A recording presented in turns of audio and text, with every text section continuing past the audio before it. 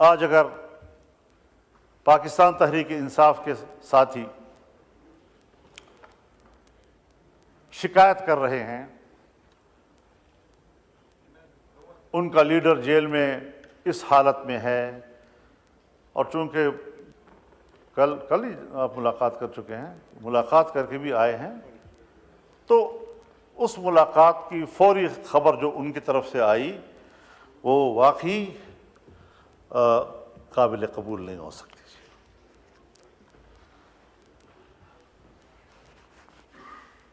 جلسے اجتماعات وہ ایک جمہوری حقوق ہیں، اگر جمہوری حقوق میں کے دائرے میں کوئی فیصلہ کرتا ہے، جلسہ کرتا ہے، اس کو جلسے کا حق ہے۔ لیکن میں ایک بات واضح کر دینا چاہتا ہوں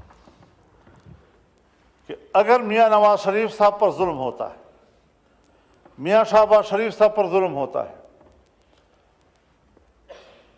آصف علی زرداری صاحب اور ان کی بہن کے ساتھ، ان کی جماعت کے سینئرز کے ساتھ زیادتی اور ظلم ہوتا ہے، اور میں ان کے ساتھ شانہ بشانہ کھڑا ہوں، ان کے خلاف ہونے والے ہر قدم پر میں نے فرنٹ لائن پر لڑائی لڑی ہے، اگر میں اس وقت آپ کے اوپر ہونے والے مظالم میں آپ کے شانہ بشانہ تھا تو میں آج بھی عمران خان پر ہونے والی سختیوں کی مذمت کروں گا۔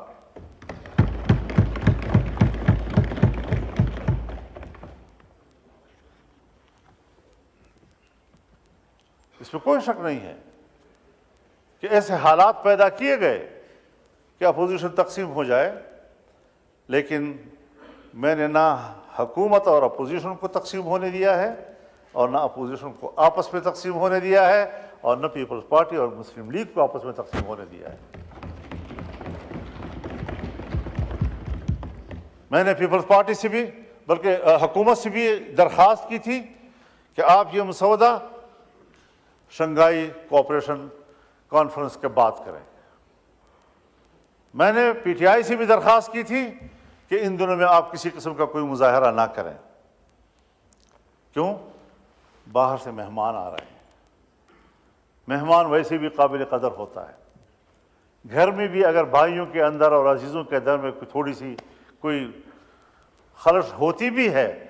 تو بھی جب مہمان آتا ہے تو وہ مل کر اس کی خدمت کرتے ہیں، اس کی عزت کرتے ہیں، تو پھر گھر کے داخلی اختلافات اور ناراضگیاں بھول جاتے ہیں۔ یہ ہمارے معاشرے کا اساس ہے، اور میں نے اسی بنیاد پر یہ بات کہی تھی۔ میں شکر گزار ہوں جناب شہباز شریف صاحب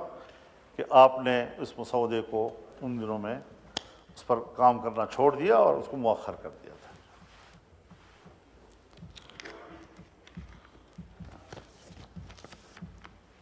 ان کاوشوں سے اور ان تبدیلیوں سے اس آئینی ترمیم کا جو مفہوم اور جس کا تصور تھا وہ مکمل تبدیل ہو گیا۔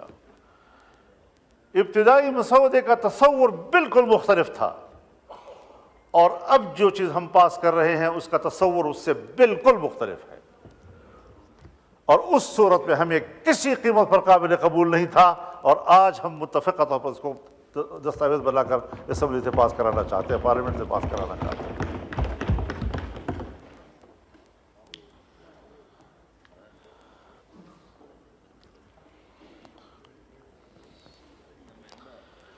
ہم آج بھی ایک بات کہنا چاہتے ہیں کہ عدالت کی تشکیل کے حوالے سے ہر چند کہ میں نے ایک آئینی عدالت کی بات کی تھی، لیکن جتنا بھی ہم نے محنت کی اور کوشش کی اور مختلف سٹیک ہولڈرز کے ساتھ بات کی، اس تصور پر اتفاق نہیں آ رہا تھا۔ کوئی کہہ سکتا ہے کہ وہ آئیڈیل ہے، اس طرح ہونا چاہیے، میں آج بھی اس نظریے کے ساتھ جنگ نہیں لڑ رہا ہوں، لیکن یہ جمہوریت ہے، انقلاب نہیں۔ انقلاب میں آپ یک لخت نظام کو تبدیل کرتے ہیں، لیکن جمہوریت میں آپ تدریجی اصلاحات کی طرف جاتے ہیں، تدریجی طور پر آپ اصلاحات لاتے ہیں۔ اس میں جن چیزوں کے ہم کافی عرصے سے اس قابل نہیں تھے کہ کر سکیں، آج ہم بڑی مشکل سے وہاں پہنچے ہیں کہ جو ہم نہیں کر سکتے تھے آج ہم کر پا رہے ہیں۔ اس حوالے سے میں یہ بھی عرض کرنا چاہوں گا کہ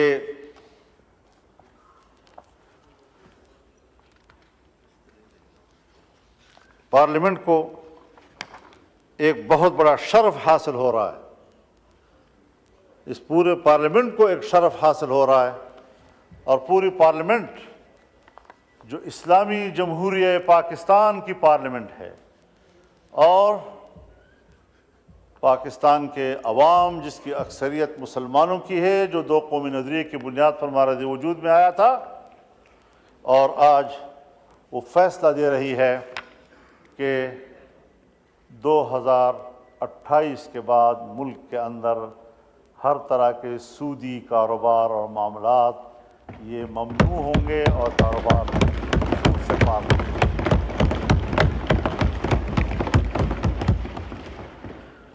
یہ آج بہت بڑا فیصلہ ہم نے کیا ہے،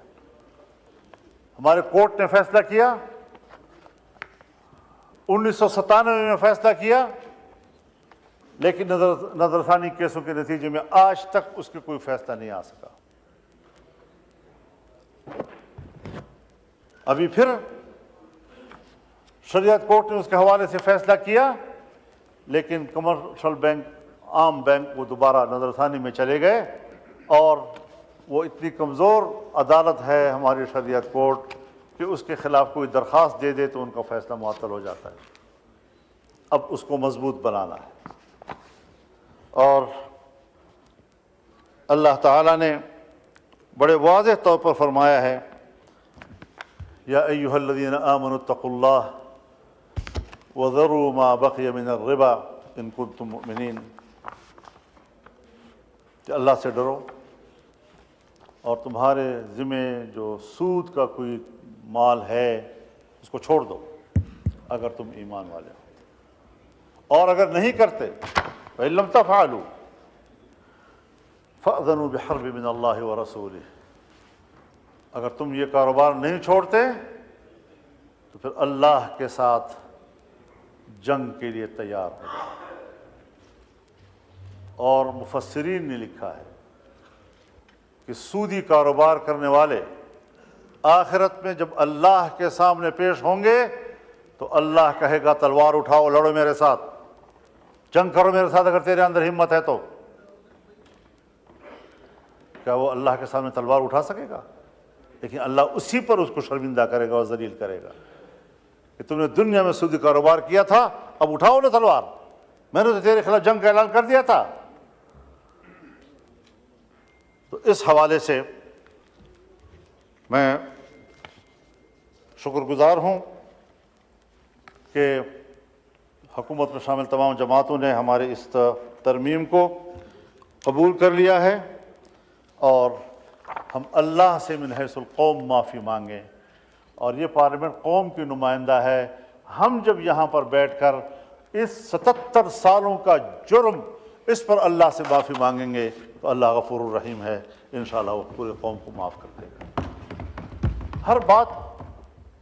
یعنی آپ خود اندازہ لگائیں،